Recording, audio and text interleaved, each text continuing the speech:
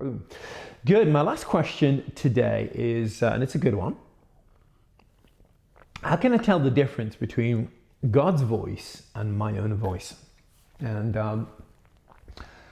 I can give you a few quick keys to this one. Really, the main thing is all about intimacy and worship. The bottom line is, the more time we spend with somebody, the clearer the voice becomes to us. I think if my wife called me now and said one word or two words, I'd know exactly who it was. I wouldn't be like, who is this? Who is this? Occasionally people text me and they don't bother saying who it is.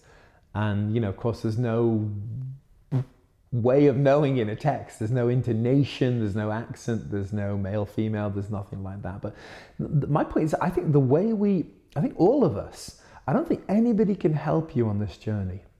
I think all of us have got to go on a personal journey of differentiating between our voice and God's voice. And I think we do that in really three ways. Spending a lot of time in His Word, because when you read the Word of God, you hear the voice of God. Secondly, in listening, in walking and talking. And I don't get weird with this. I don't mean you've got to sit there in a room with a candle and go zzz. I actually do mean though, sitting there in a chair sometimes and saying, Lord, speak to me. And write down what you think He might be saying. Again, don't get too weird with that. Give yourself permission to say, this could be me, this could be God. And keep working and keep practicing it. A couple of practicals that have helped me there. Get a journal every day and write down what you think God is saying for your day. And then the next day, go back and look, did it happen or did it not happen? Now again, if we keep our faith at such a low level where we're writing down, God says, I'm going to love you and I'm going to walk with you. Now that's precious and priceless, but it's always true. You're never going to go back and say, yeah, God didn't love me yesterday. So ask God for some specific things and learn through experience, through recognition, through producing history, whether it was Him or whether it wasn't Him. Now, I'm on a whole new journey with this myself. I went on a journey years ago in terms of hearing from God and the word of knowledge, in terms of ministry, where I would go to a church and I began stretching my faith and setting my faith for a kind of level where in a church service I might get 5 to 10 words of knowledge. And they're pretty usually things about healing, about somebody having a condition in the room. And it's like I set my thermometer. I said, God, I don't want to be giving the guys giving out words like somebody's got a bad back. I mean, of course, there's always somebody with a bad back. I want a specific enough thing that that everybody will go, that's either God or it isn't God, that pushes coincidence out of the way in that way. Now, over the years, I've done that and I've taken ground, and I'll be honest, I function probably at about a 98% success rate in that thing. If I've got a word and nobody responds, I'll usually keep at it, say, come on, I know there's somebody, because I'm really sure when I'm hearing from God in that context.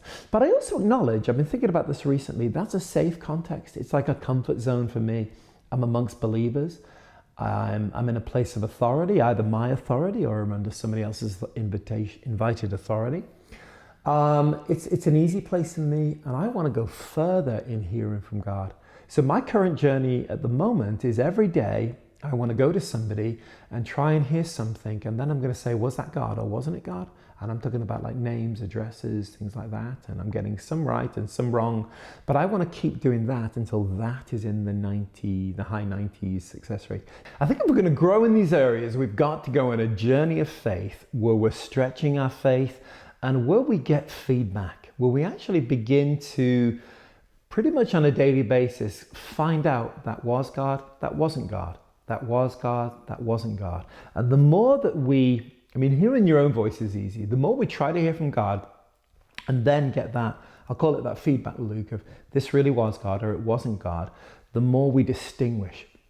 And the danger, again, really got to finish here, but I think the danger in some of the circles I spend time in, the spirit-filled, charismatic, prophetic, faithy kind of circles, that's my stream. I love those guys. But often we keep the bar so low that if you're hearing from God, if nobody can ever come and say, well, that wasn't God, then the bar's too low.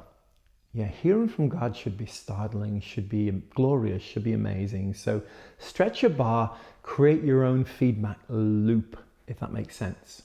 Great.